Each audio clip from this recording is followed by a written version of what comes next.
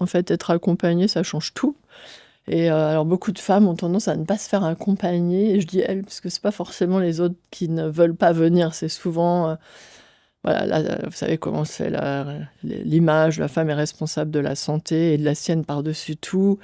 Et la protection de tout le monde. Il y a énormément de femmes qui viennent pour le diagnostic, mais même ultérieurement seules. Donc c'est dramatique de venir seule pour tout ça. Il faut toujours être accompagné. D'abord, on est mieux. Ça, en fait, là, chaque accompagnant absorbe une partie de la peine, de la difficulté. Nous, on est là pour absorber le gros du choc. Mais être à deux, c'est extrêmement important. Et sinon, c'est un principe de double peine. C'est-à-dire que la femme ou n'importe quel patient qui va entendre seul son diagnostic, ça va être très très lourd pour lui, mais en plus il y a la culpabilité parce qu'il va falloir aller assonner soi-même le diagnostic aux autres personnes. Et donc vous allez être celui qui va répéter aux autres le drame. Donc c'est extrêmement difficile, ça ajoute des couches énormes. Alors que si vous avez un accompagnant, cet accompagnant va absorber avec vous, va en discuter, va partager, ça va vous aider vraiment. Et surtout, c'est lui qui va faire le messager pour les autres, ce qui vous retire une énorme charge. Et donc, en fait, le b.a.-ba, c'est juste de ne pas être tout seul. Il ne faut pas être tout seul dans ces circonstances.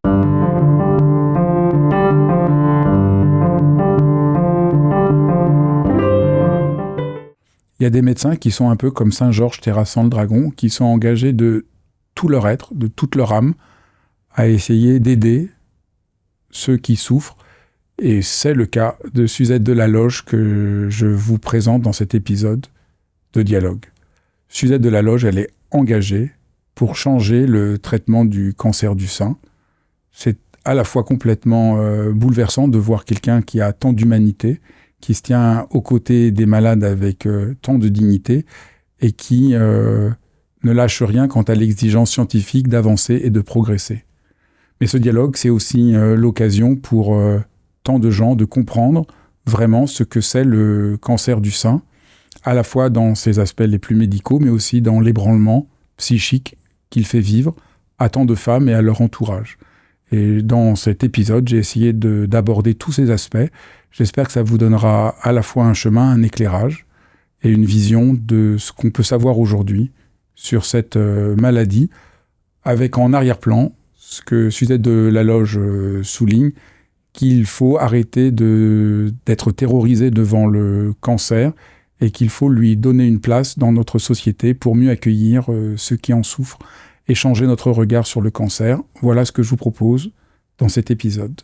C'est sur Dialogue et vous allez voir, c'est nécessaire. Bonjour Suzette Delaloge, je suis très content de vous recevoir. Donc, bonjour. Vous êtes oncologue médical à Gustave-Roussy. Vous travaillez sur le cancer du sein et je trouvais important qu'on puisse consacrer un dialogue à essayer de donner les informations qu'on sait sur le cancer du sein, mais aussi à la fois médicalement, mais aussi existentiellement pour les gens qui ont le cancer. Merci beaucoup. Et je voulais commencer par quelque chose qui est vraiment difficile, c'est le choc quand le diagnostic est annoncé pour les femmes. C'est souvent un basculement irréversible.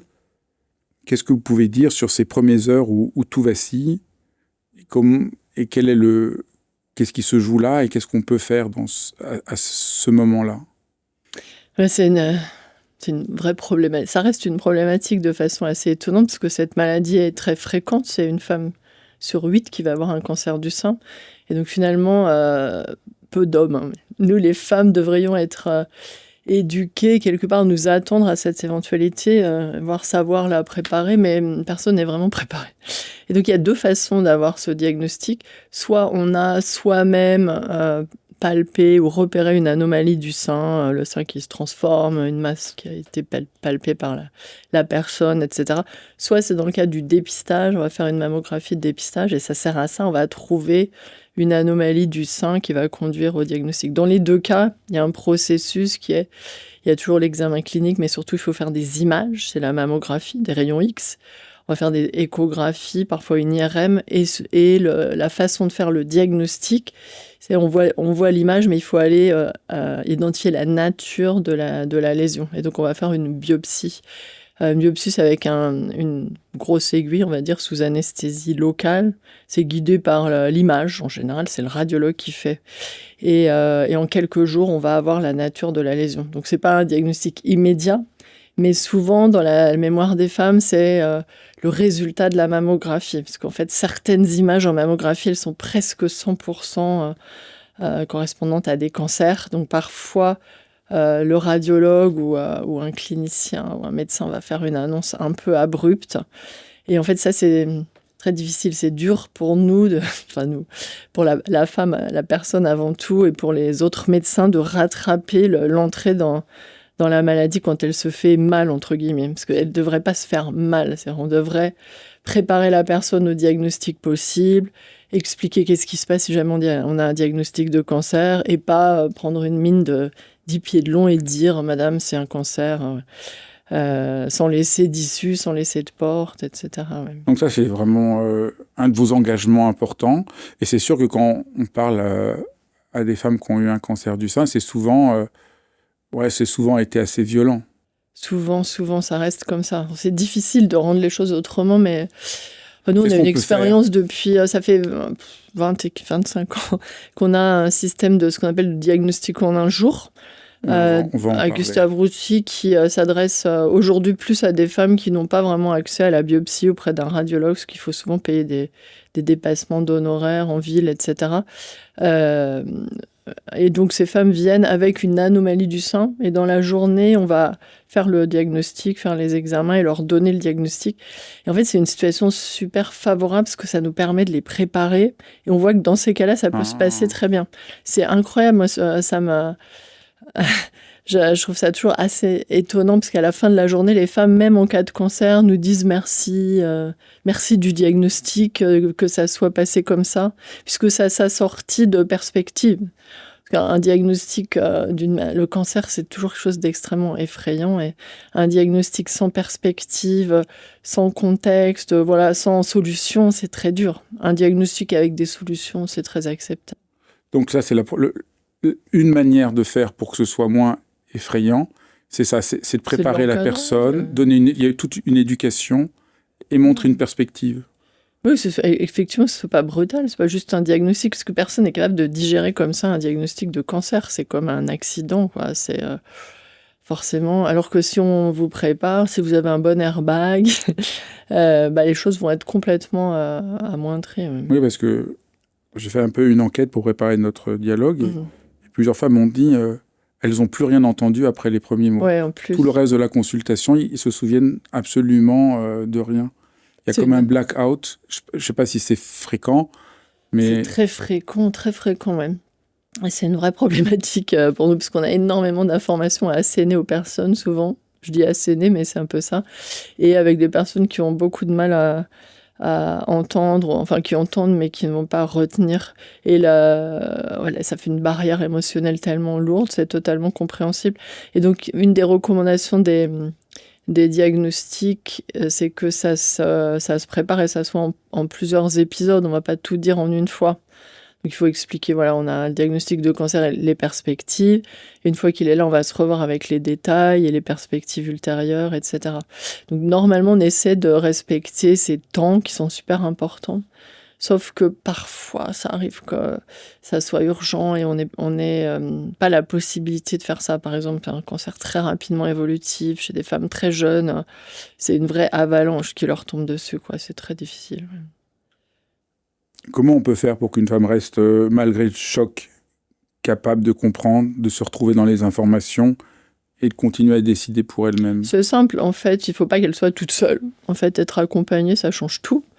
Et alors, beaucoup de femmes ont tendance à ne pas se faire accompagner. Et je dis elles, parce que ce n'est pas forcément les autres qui ne veulent pas venir. C'est souvent...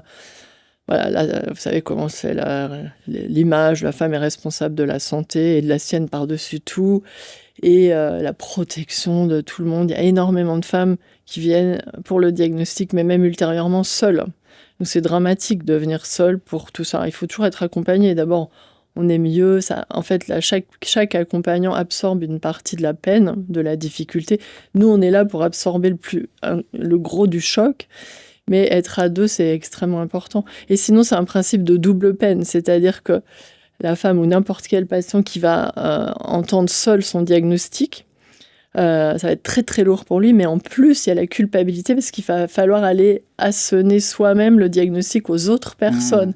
Et donc vous allez être celui qui va répéter aux autres le drame. Donc, c'est extrêmement difficile, ça ajoute des couches énormes. Alors que si vous avez un accompagnant, cet accompagnant va absorber avec vous, va en discuter, va partager, ça va vous aider vraiment.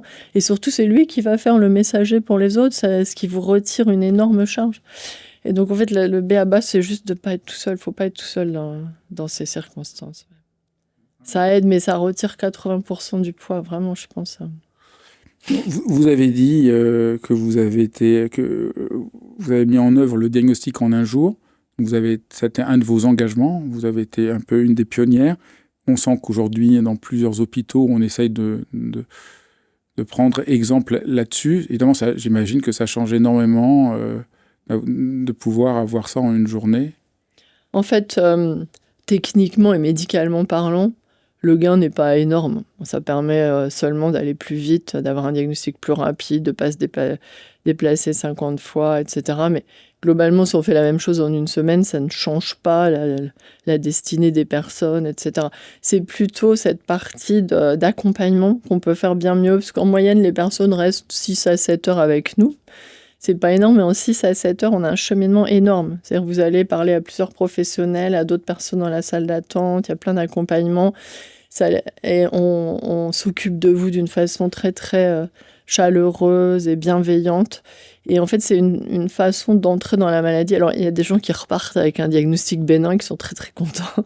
Mais pour les personnes qui ont un diagnostic de cancer, c'est une façon d'entrer dans la maladie qui est beaucoup plus douce, sincèrement. Et ça, on l'a vraiment constaté. Donc, je pense que c'est surtout cet accompagnement qui est une clé majeure. C'est ça qui vous a motivé à faire ça? Au départ, c'était pas à cause de ça. C'était un point important. Mais au départ, c'est parce que quand le dépistage organisé s'est mis en place en France, les délais pour avoir un diagnostic étaient épouvantables. Si vous avez une mammographie, on disait c'est très suspect. Et il fallait, en moyenne, c'était 60 jours pour avoir une prise en charge, quoi. C'était très long. Donc on s'est dit, oh là, il faut faire vite quelque chose. C'était en 2004, il y a longtemps. Vite quelque chose pour améliorer les circuits, les parcours de soins. Donc c'était notre solution.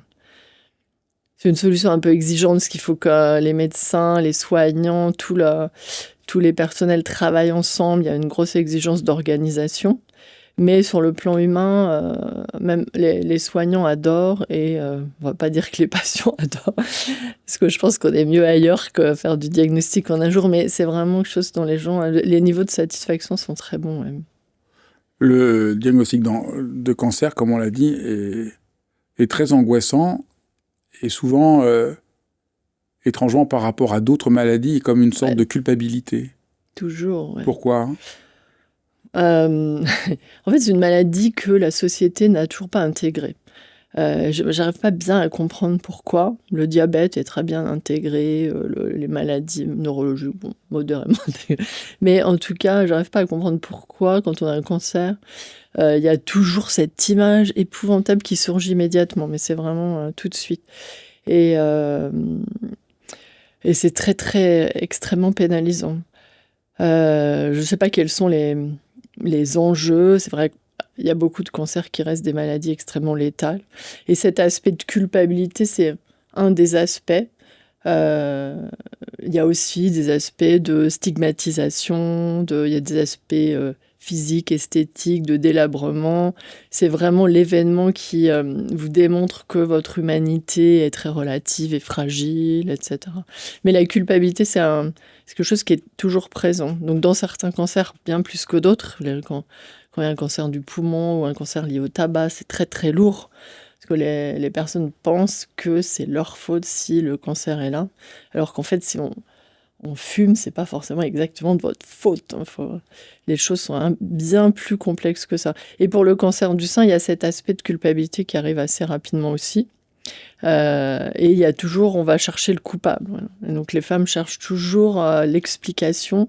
Donc c'est d'abord qu'est-ce que moi j'ai mal fait, si c'est pas moi, qu'est-ce que quelqu'un d'autre a mal fait pour que je sois là aujourd'hui. Alors souvent, parce que c'est très rationnel et c'est très humain d'essayer de rationaliser, de trouver des explications et comprendre pourquoi on est dans une situation. C'est un peu dur de se dire c'est le hasard parce qu'on trouve pas souvent de pistes génétiques. Et donc souvent, il y a des explications relativement simples qui vont surgir. C'est parce que mon mari a divorcé l'année dernière, etc. Et puis, mais aussi, il y a cette idée d'injustice souvent. C'est-à-dire que moi, j'ai toujours fait tout bien. Je fais beaucoup de sport, je mange bien, j'ai eu des enfants, voilà, et pourtant j'ai un cancer. Donc, quand c'est pas la culpabilité, c'est la notion d'injustice. Donc, dans tous les cas, ça provoque une certaine colère. Et ça va beaucoup participer à ce...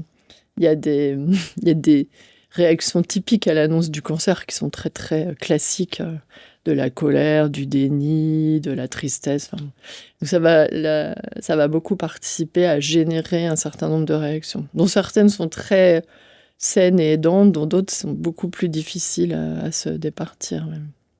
La colère, c'est pas toujours facile pour nous, en tout cas, mais parfois la colère, elle dure longtemps, par exemple. Oui, on a l'impression que l'angoisse n'est pas corrélée à la gravité, toujours corrélée à la gravité physique. Ah non, pas du tout, pas du tout. Parce qu'on a l'impression que son corps nous trahit, parce que quand même un cancer du sein, c'est ce qui a permis de nourrir peut-être nos enfants, c'est lié à notre féminité, donc il y a plein de choses qui doivent aussi jouer complètement, c'est très, très... dans l'angoisse qui... L'intégrité corporelle, c'est assez étonnant d'ailleurs.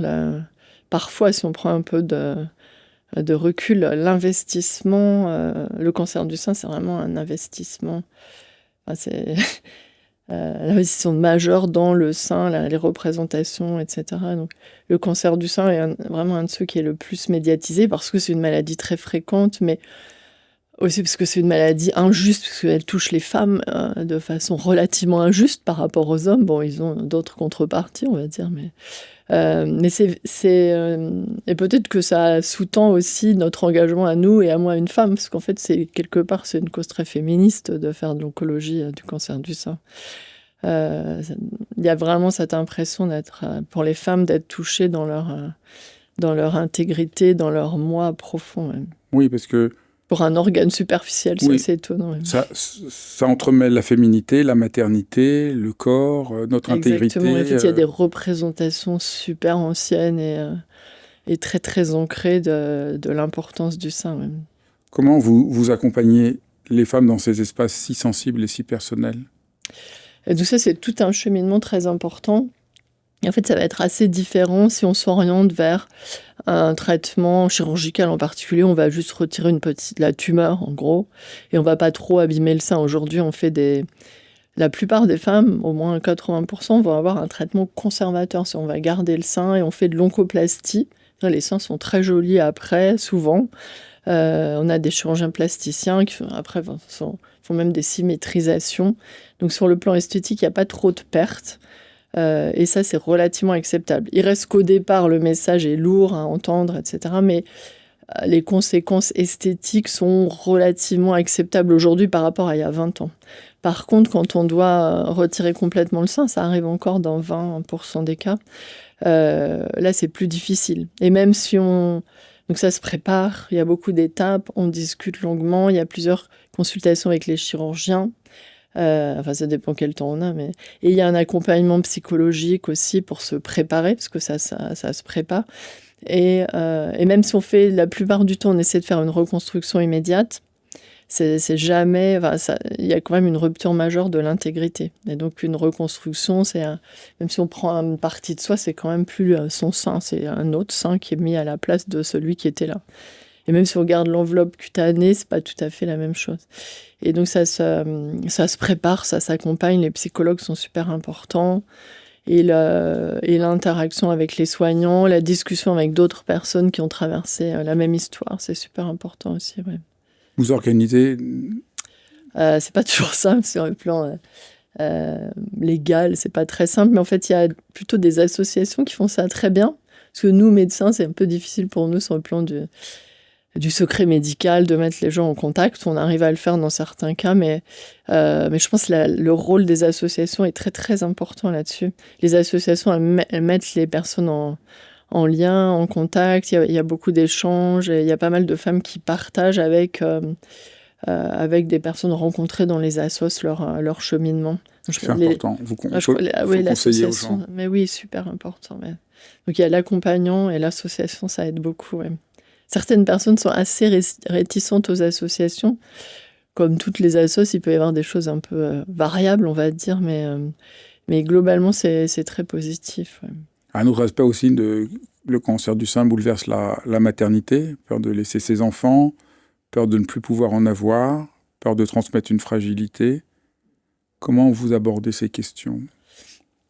En fait, tout est assez protocolisé. Et donc, il y a un certain nombre de questions qu'on sait qu'on doit aborder, qui vont dépendre évidemment de l'âge de la personne avant tout. En gros, ça dépend si une femme est en âge de procréer ou pas en âge de procréer. Et donc, chez une femme qui va avoir un diagnostic de cancer du sein qui est globalement en âge de procréer, la question de la fertilité de l'enfantement est tout de suite posée dès le départ. C'est très important. D'abord, ça donne une perspective. Quand on commence à parler du futur, c'est assez intéressant pour tout le monde. Parce qu'on on va plus loin, c'est très important que l'épisode cancer. Donc, il faut regarder dans le futur. Il faut garder cette construction. Et ensuite, parce qu'on va préparer, organiser la maternité ultérieure éventuelle. Donc, comme il y a un certain nombre de traitements qui peuvent affaiblir les ovaires, faire vieillir les ovaires et avec des risques d'infertilité, on va préparer ça, donc faire un certain nombre de choses pour préserver la fertilité chez les femmes de moins de 40-43 ans en fait. Et donc on va soit congeler un fragment d'ovaire, soit congeler des ovocytes, et puis aussi on va donner des médicaments qui protègent les ovaires. Et ensuite on va se mettre d'accord d'emblée sur quand est-ce que sera autorisé, médicalement parlant, après les gens font ce qu'ils veulent, la possibilité d'une grossesse et qu'est-ce qu'on fera avant. Et souvent on autorise une grossesse 2 ans après la fin des traitements initiaux, et avec l'idée que quand il y a un traitement anti-hormonal, ce qui est fréquent, il faut absolument reprendre le traitement anti-hormonal après pour ne pas prendre de risques. Et ça, c'est super important, mais on a toute cette anticipation. C'est un peu stressant au départ. Chez les femmes jeunes, ça fait partie de l'avalanche dont je parlais tout à l'heure. Mais au moins, ça donne vraiment une perspective claire et une continuité de la vie. Et donc, on discute les détails. Est-ce que je pourrais allaiter ou pas ? Pas sur le sein traité, mais de l'autre côté, c'est possible, etc. Donc, super important, cette partie-là. Ouais. Qu'est-ce qui vous a donné envie de devenir oncologue, surtout après avoir préparé un peu notre entretien? C'est pas par hasard. Vous avez très tôt voulu faire ça. Ouais, en fait, en médecine et en oncologie, il n'y a pas beaucoup de gens qui sont là par hasard, on va dire. Donc, le moteur le plus classique, très sincèrement, c'est toujours soit avoir eu une maladie soi-même, soit avoir eu un proche. Il y a beaucoup de gens qui sont là pour ça, parce qu'en fait, ils ont envie de reconstruire des choses, etc. On peut interpréter ça différemment. Et en fait, moi, ça vient d'une histoire familiale, qui n'était pas un cancer du sein, mais qui était une tumeur cérébrale à 20 ans chez la sœur de ma mère, qui est une déflagration dans la famille pendant 50 ans, et que j'ai beaucoup subi, on va dire, ou reçu pendant mon enfance. Ça a vraiment forgé cette idée. Donc très tôt, à 14 ans, je voulais déjà faire de la cancérologie. Ouais. Et puis après, il y a la mère d'un de mes meilleurs amis qui est décédée d'un cancer du sein, et mon meilleur ami s'est suicidé. Voilà. Donc j'ai pas eu beaucoup de choix sur ce que je devais faire. Ça laisse peu de choix. On sent donc, c'est ça qui vous a donné aussi. Donc vous avez transformé ça au fond, au lieu que ça devienne. Ça vous donne une sorte de moteur pour essayer d'aider les gens. C'est complètement humain, en fait. Transformer l'adversité en moteur positif. Et je me suis jamais posé beaucoup de questions. Et ça donne une énergie. En fait, faire ce métier, ça vous donne une énergie éternelle, quoi. En quel sens? Ben, en fait, on a vraiment l'impression de pouvoir aider tellement les personnes, faire beaucoup de choses, même à son échelle. C'est assez... à l'échelle de l'humanité aujourd'hui, c'est assez fort comme moteur dans la vie. Et du coup, ça rend... ça permet de ne pas se fatiguer, ça permet de ne pas perdre l'énergie, ça permet de ne pas perdre le fil, ça permet de garder à la fois l'espoir et l'envie de faire mieux toujours. En fait, l'exigence est là et c'est juste qui ne vous lâche pas. Donc c'est ça qui fait que, mérite à ça, ouais. Malgré la dureté parfois de votre métier, c'est ça qui fait que ça continue à avoir du sens. Mais c'est un métier qui est dur et en même temps qui est... Enfin, c'est pas très dur, je pense que c'est pas très dur parce que c'est pas, on ne subit pas en fait, tout est relativement positif entre guillemets. C'est-à-dire, malheureusement, certaines personnes vont mourir de leur cancer, mais la société, l'humanité et nous aurons fait tout ce qui est en notre pouvoir pour contrer ça, pour les aider, pour les accompagner. Et ça, c'est très fort. Enfin, je veux dire, ça n'a rien à voir avec un assassinat, une guerre et des choses où l'humanité est épouvantable. En fait, la médecine, c'est le contraire. C'est la construction et la démonstration de tout ce que l'humain a de positif et de fort. Et on est quand même assez fort pour contrer des maladies aussi dures. Enfin, je veux dire, on n'est pas parfait, on est bien d'accord, malheureusement, mais on a quand même beaucoup de force et c'est assez rassurant. Parlons maintenant des traitements. Qu'est-ce qu'il y a comme différents traitements? Est-ce qu'on peut faire un peu, pas forcément dans le détail, mais d'expliquer quelles sont les différentes alternatives qu'on a dans le traitement? Oui, bien sûr. Et donc là, c'est assez protocolisé aussi. Pour guérir d'un cancer du sein, il faut 2 choses. Il faut que le cancer soit local ou loco-régional. Pour l'instant, quand le cancer au diagnostic ou plus tard devient métastatique, c'est-à-dire qu'il y a des métastases dans d'autres organes, à part les ganglions régionaux, on ne sait pas guérir, avec quelques exceptions, mais en gros, c'est ça. Et donc, il faut que le cancer soit localisé. Et il faut faire une chirurgie, un traitement local à un moment. Ça, c'est le b.a.-ba. Aujourd'hui, on ne sait pas guérir un cancer s'il y a des métastases ailleurs ou si on ne fait pas de traitement local. Nos traitements médicaux, qui sont merveilleux, ne suffisent pas. Il faut vraiment aller éradiquer le cancer. Et donc, en traitement local, c'est la chirurgie. On va retirer la tumeur, des ganglions, un ganglion, le moins possible, et c'est tout. Et après, pour le traitement local, on va faire souvent de la radiothérapie. Donc, qui sont des traitements à base de rayons X qui ont beaucoup évolué technologiquement. Donc, la chirurgie et la radiothérapie ont beaucoup évolué pour essayer de faire le moins mal possible, d'être le plus limité. Les techniques sont vraiment fantastiquement mieux qu'il y a 20 ans. Et donc, l'idée, c'est d'avoir après le moins de cicatrices possible. Un sein, si possible, le sein normal ou un sein reconstruit. Et avec le moins de séquelles possible loco-régional. Donc ça, c'est le b.a.-ba. Après, là-dessus, en général, il faut en plus des traitements par voie générale, par voie systémique, on appelle ça. Donc soit des perfusions, soit des comprimés. Parce que si on fait que les traitements locaux, il y a certains cancers qui guérissent avec juste un traitement local, mais ils ne sont pas très nombreux. Pour la plupart des cancers du sein, en fait, on va avoir besoin, on a démontré que certains traitements par voie générale améliorent considérablement les chances de guérison. Donc c'est très variable selon le type de cancer et son extension. Et donc c'est quoi l'extension? C'est la taille de la tumeur et combien il y a de ganglions atteints, en gros. Et c'est quoi le type de cancer? Il y a 3 grands types de cancers du sein. Il y a les cancers hormonodépendants qui ont des récepteurs aux hormones, donc qui vont être pour lesquels on va donner de l'hormonothérapie comme traitement en général. Ce qui marche très bien, qui diminue de 50-60% le risque de rechute et de 40% le risque de mourir du cancer. Ça, c'est la variété la plus fréquente. Ensuite, il y a des cancers qu'on appelle HER2 positifs, qui ont un gène amplifié, HER2, qui donne une protéine assez agressive. Et ces cancers-là, il faut faire de la chimiothérapie et des anticorps anti-HER2. C'est à peu près 15% des cancers du sein. Mais aujourd'hui, avec ça, c'était il y a 25 ans les cancers les plus graves. Aujourd'hui, c'est ceux qu'on sait le mieux guérir. grâce à ces traitements systémiques sont super, super efficaces. Et puis la troisième catégorie qui a très mauvaise réputation, c'est à peu près 15-20% des cancers du sein. Surtout chez les femmes jeunes, c'est plus fréquent, sont les cancers qu'on appelle triple négatifs. Donc ils n'ont pas les récepteurs aux hormones, ils n'ont pas le HER2. Et ces cancers-là, ils ont besoin de chimiothérapie, souvent d'immunothérapie, et assez lourds, des traitements qui restent assez lourds.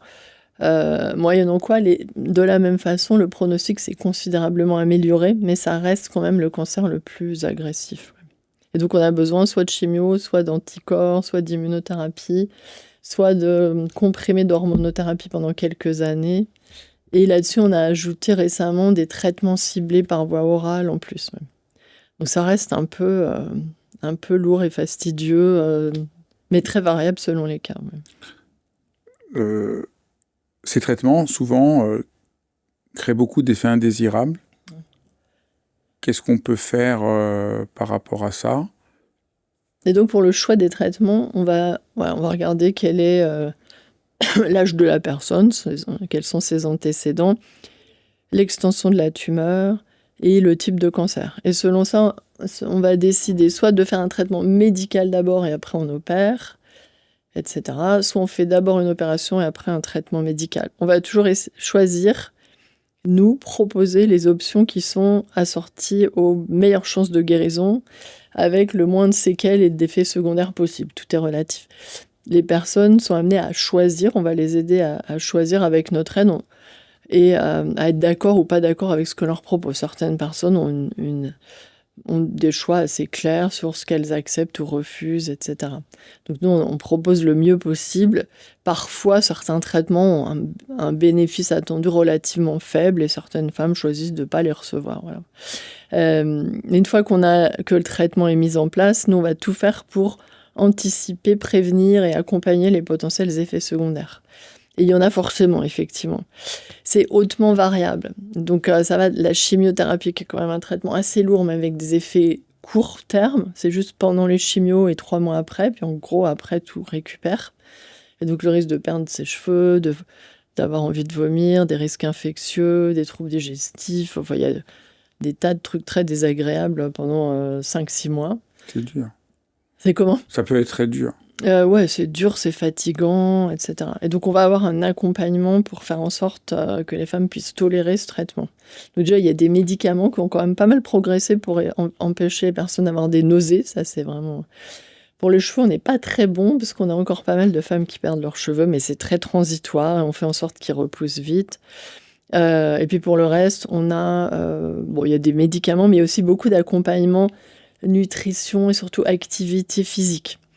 En fait, on a fini par comprendre au bout d'assez longtemps que l'activité physique, c'était absolument essentiel. Par exemple, si vous êtes actif pendant les traitements, vous allez tolérer beaucoup, beaucoup mieux le traitement. Donc, ça veut dire faire du sport ou de l'exercice ou sortir, continuer à vivre, etc. Voire continuer à travailler dans certains cas. Et donc, on a beaucoup d'accompagnement, il y a beaucoup de soins de support qui aident à l'acupuncture, la méditation, on a pas mal d'aide de ce côté-là. Il y a beaucoup d'autres soins de support, de la psychologie selon les besoins, etc. La socio-esthétique, il y a plein de recours qui visent soit à avoir des vraies actions physiques sur la fatigue, les nausées, les effets secondaires, etc. Soit plus un accompagnement dans le cheminement des personnes pour, au final, gérer elles-mêmes. Parce que ce qui est très important, c'est de garder le contrôle. C'est toujours super important pour tout le monde, ne pas subir, se dire, voilà, moi, qu'est-ce que je vais faire pour gérer ça, pour garder le contrôle, surtout ne pas perdre de vue mon horizon qui est, voilà, dans 4 mois, c'est terminé, il faut que je traverse ça, etc. Je trouve dans votre parcours, ce qui est intéressant, c'est à la fois, vous avez vraiment le côté très scientifique, rigoureux, d'essayer de voir quelles sont les meilleures manières de soigner les femmes, sans laisser de côté comment on parle aux femmes, et puis tous les soins de support. J'ai l'impression que cette articulation n'est pas partout... Je pense que ça se fait de plus en plus, c'est super important. Il faut avoir le temps et les moyens de le faire, le recours, etc.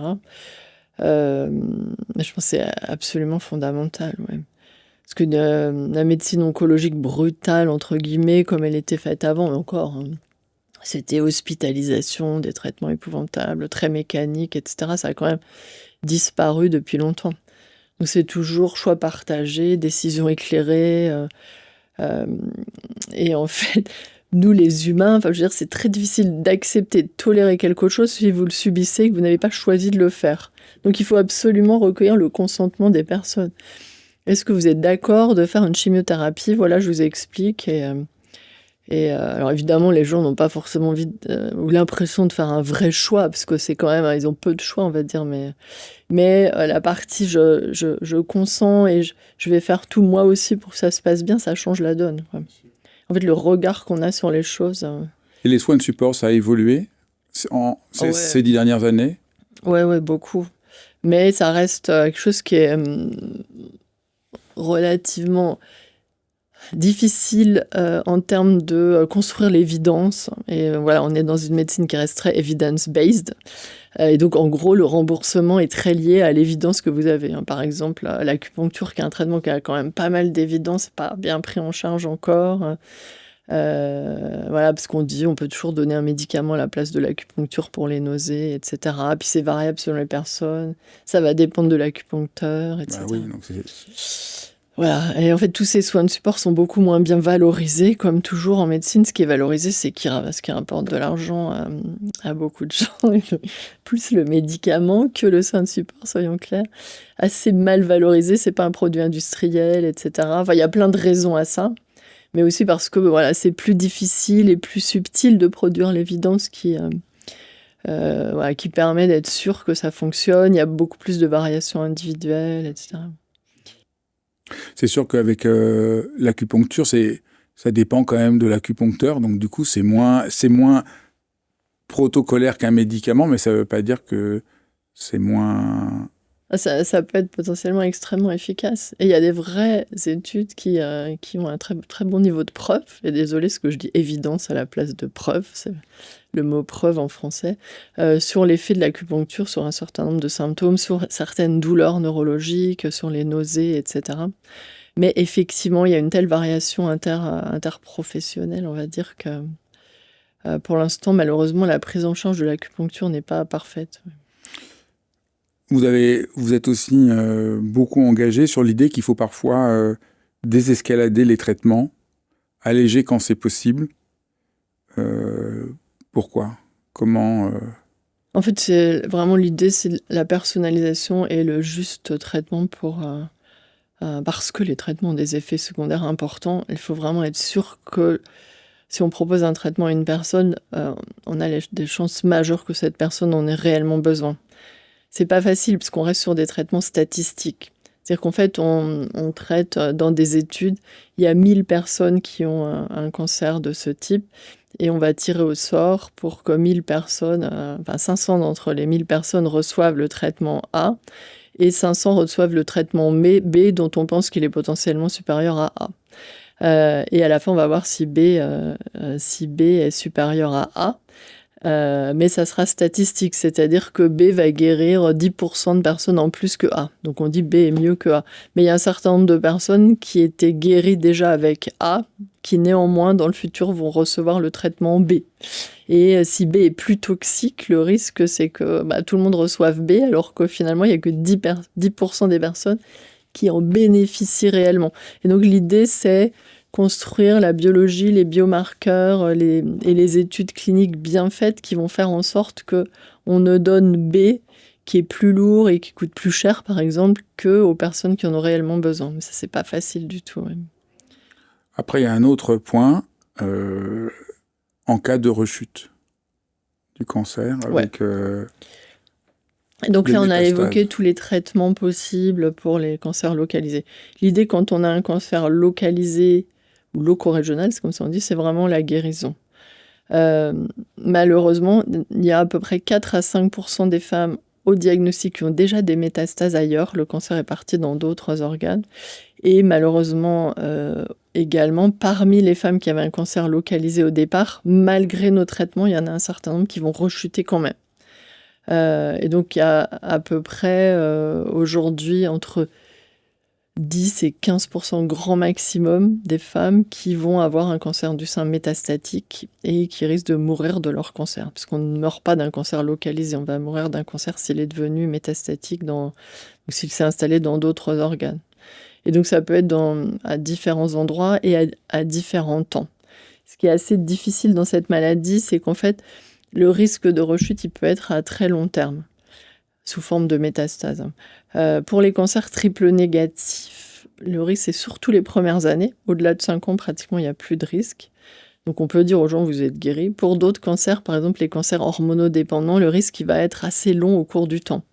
Ça peut être 30 ans plus tard que le cancer réémerge, c'est assez difficile. À cause de ça, on a augmenté la durée de l'hormonothérapie de traitement des cancers localisés. On va jusqu'à 7, voire parfois 10 ans, parce qu'on s'est aperçu qu'on augmentait le bénéfice à long terme. Mais donc, en tout cas, pour en revenir à la rechute métastatique, elle peut survenir relativement tard par rapport à l'histoire initiale. Et là, on va rentrer dans une situation où il y a des traitements possibles qui sont extrêmement efficaces. On a des traitements très efficaces pour tuer un maximum de cellules cancéreuses qui sont présentes quelque part dans l'organisme, mettre la maladie, ce qu'on appelle en rémission, c'est-à-dire qu'on a diminué, voire fait disparaître complètement les cellules visibles. En tout cas, il n'y a plus aucune activité. Mais notre problématique quand le cancer est métastatique, c'est qu'on ne sait pas guérir. On ne sait pas éradiquer complètement un cancer quand il est allé se balader dans d'autres organes, sauf cas très très rares. Et donc on va être sur des traitements au long cours, et on va être dans la plupart des cas, malgré tout, sur un jour, le fait que nos traitements sont plus efficaces et que la personne va mourir de son cancer, le plus tard possible.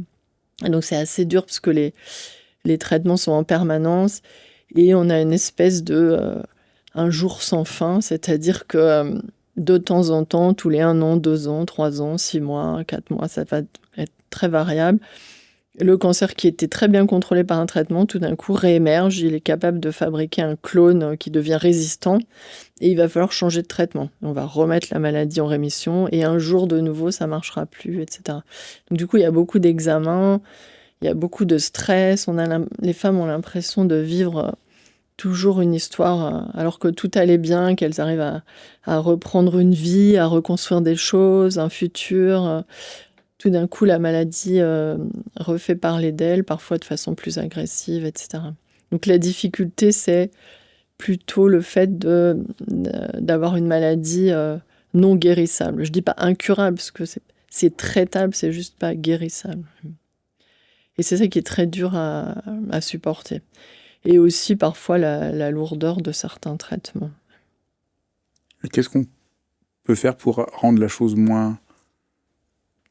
Alors, de plus en plus, on essaie d'avoir des traitements qui soient les plus faciles à tolérer.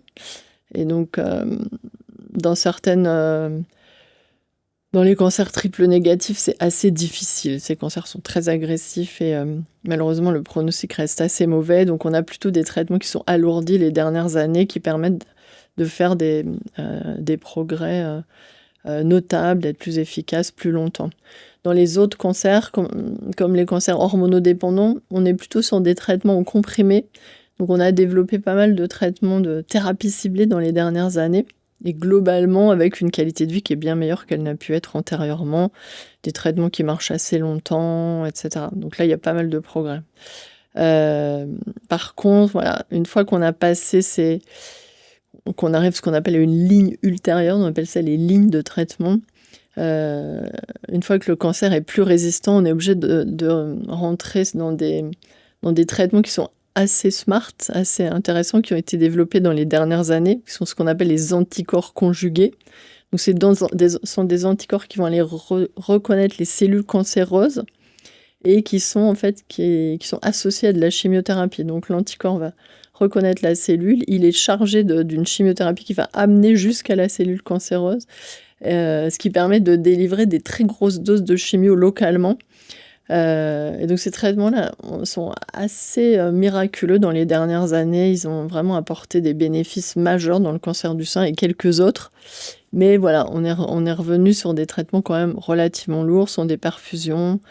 On est sur des traitements plus fatigants, plus de nausées. de risque d'alopécie, de perdre les cheveux, etc.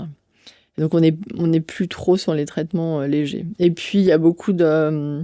Dans les cancers triple négatifs, on utilise beaucoup de chimiothérapie et des immunothérapies qui sont des traitements assez faciles à tolérer lorsqu'on vous fait la perfusion, mais qui peuvent générer des maladies auto-immunes, qui ont d'autres effets secondaires qui ne sont pas très faciles. Ouais. Et donc, comment on gère ça? Anticipation, accompagnement, préparation des personnes, toujours beaucoup de soins de support, d'activité physique, accompagnement nutritionnel, etc. Et là aussi, on a démontré que faire de l'activité physique, être actif, ça permet non seulement d'avoir une bien meilleure qualité de vie, mais aussi de vivre plus longtemps. Donc c'est vraiment très très important. Donc il y a une partie de déterminisme de la personne et il y a une partie de tout ce qu'on peut faire pour accompagner. Et une problématique majeure, par exemple, dont on ne parle pas toujours, c'est la fatigue. Enfin, ça paraît évident, on a un cancer, on est fatigué, mais le cancer fatigue, les traitements fatiguent. Et plus les gens sont fatigués, plus ils ont envie de ne pas bouger, et plus c'est dramatique, parce que si vous ne bougez plus, vous allez être encore plus fatigué. Et donc là, on a vraiment des grosses actions pour casser la fatigue, parce que c'est vraiment un déterminant majeur de la mauvaise qualité de vie, de la mauvaise perception, du moral qui va baisser, ce qu'on appelle le burn-out thérapeutique, le fait que les gens n'en peuvent plus, etc. Et un autre aspect aussi dont on parle très peu de nos traitements sont ce qu'on appelle des troubles cognitifs, le fait qu'on ait plus de mal à se concentrer. Le brouillard cognitif. Ouais. Ça, c'est beaucoup avec les chimiothérapies. Et donc ça, c'est une problématique, parce que votre qualité de vie n'est pas bonne, et si vous êtes en brouillard cognitif, donc là aussi, toute la partie nutrition, activité physique, elle aide beaucoup. Ouais. Le soin de support, la psychologie. Donc on a vraiment un besoin majeur de soins de support. Oui, une femme me racontait que elle avait une cicatrice après son cancer du sein, elle avait mal, et la kinésithérapie l'avait énormément aidée, mais on ne lui en avait pas parlé au début, et que ça a été vraiment un soulagement parce qu'elle avait très mal de la cicatrice. Ouais. Parce que la cicatrice rigidifie les tissus. Oui, et parfois il y a il y a une petite atteinte neurologique qui va faire que les kinés peuvent libérer. Et puis alors aujourd'hui, il y a des techniques d'anesthésie qui ont considérablement évolué pour éviter les séquelles. Parce qu'avant, quand on avait été opéré du sein, c'est une zone extrêmement sensible avec des douleurs neurogènes. C'est à cause des petits nerfs qui sont cassés, qui est très très fréquente et importante. Donc maintenant, en paire opératoire, les anesthésistes font des blocs paravertébraux qui préviennent considérablement ces douleurs-là. Mais malgré tout, il peut rester des douleurs comme ça. Et donc, il faut les traiter vraiment très tôt. Globalement, il y a très souvent des prescriptions de kiné aujourd'hui en post-opératoire. Et le kiné va juger s'il fait 1 séance, 2 séances ou 20 selon les personnes. Et on sait qu'il va falloir récupérer très tôt la mobilité du bras, etc. Et effectivement, la kiné, j'en avais pas parlé, mais c'est super important d'abord pour l'aide, l'activité physique adaptée, pour faire de l'exercice, pour bien récupérer fonctionnellement. En fait, il y a des femmes qui pouvaient avoir une épaule vraiment, vraiment bloquée.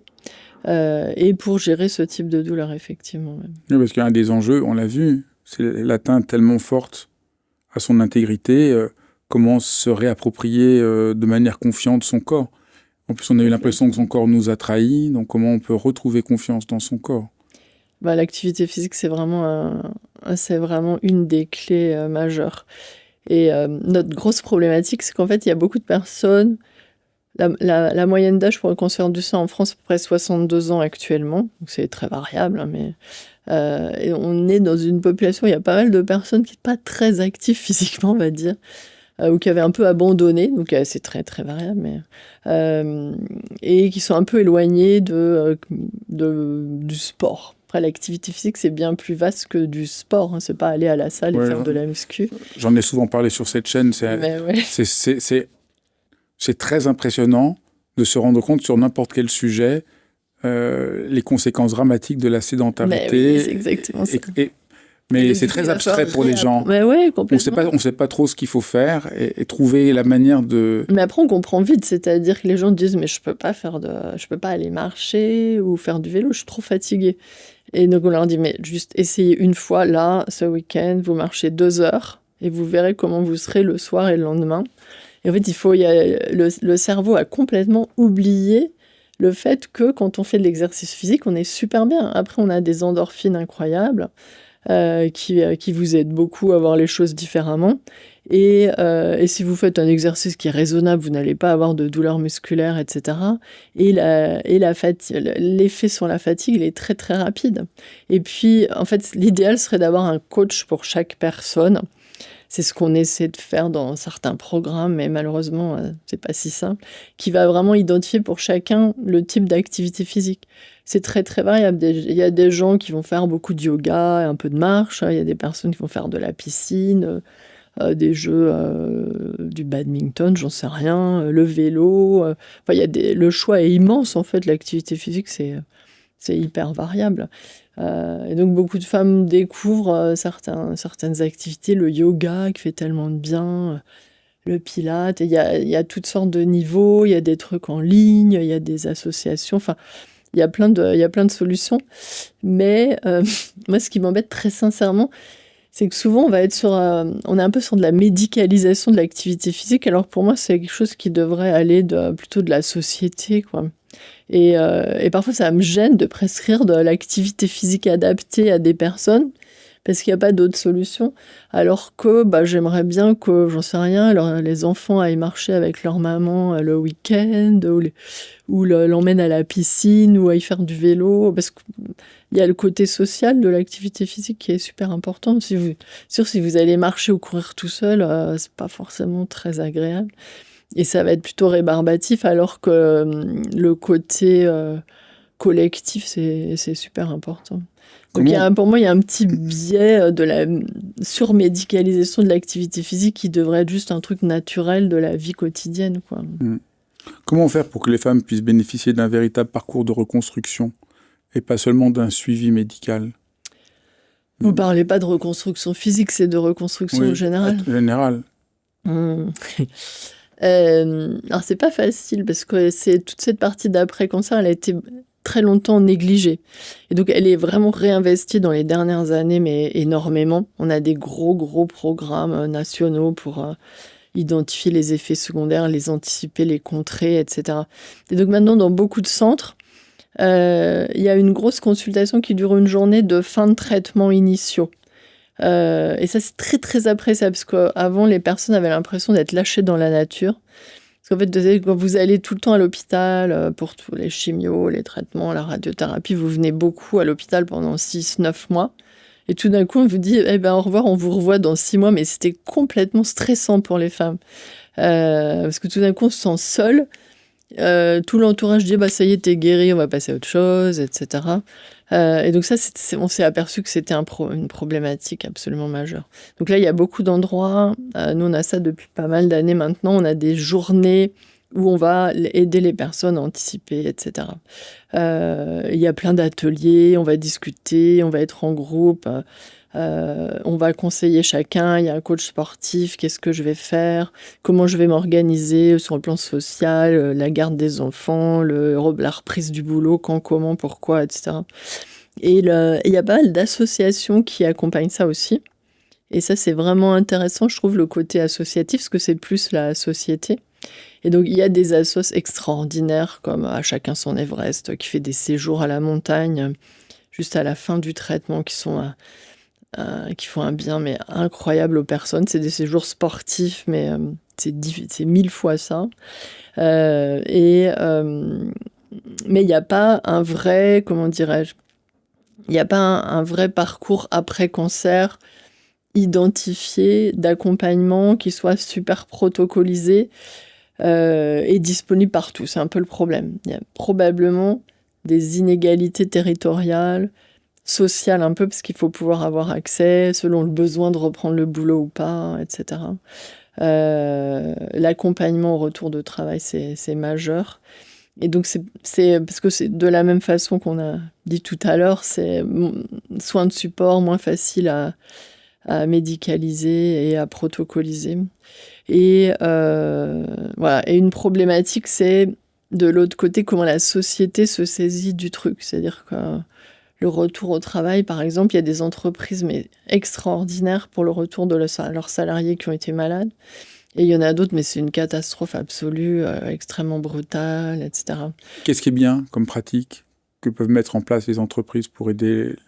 Favoriser le mi-temps thérapeutique, la reconnaissance du fait que les gens ont été malades, c'est pas on fait comme si de rien n'était, etc. L'information des salariés sur comment et la préparation de comment on gère quelqu'un qui revient, qui a été malade. Je veux dire, quelle que soit la raison, si vous avez un infarctus, un Covid long ou un cancer ou un gros accident, quand vous revenez, vous n'êtes pas exactement aussi productif qu'avant. Et en fait, si on vous aide, ça revient très bien, la bienveillance, l'entraide, etc. Et là, c'est vraiment très, très, très, très variable. Ouais. Mais il y a aussi la partie des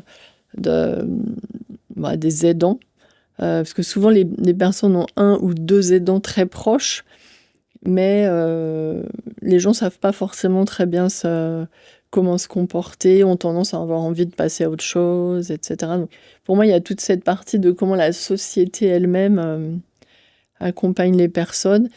Et nous, malheureusement, comme soignants, on a déjà beaucoup à faire avec les personnes. Et c'est vrai on essaie d'aider les aidants quand on peut, mais ça va plus être des associations qui vont le faire.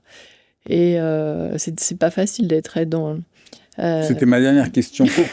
Comment quand on est aidant, quelles sont les bonnes attitudes, les choses qui peuvent aider? Parce que des fois, on est aidant et puis il y a des choses qu'on fait qui ne sont pas très appropriées. Quels conseils vous pourriez donner à un ami, un conjoint, une sœur, un ami pour aider quelqu'un qui a...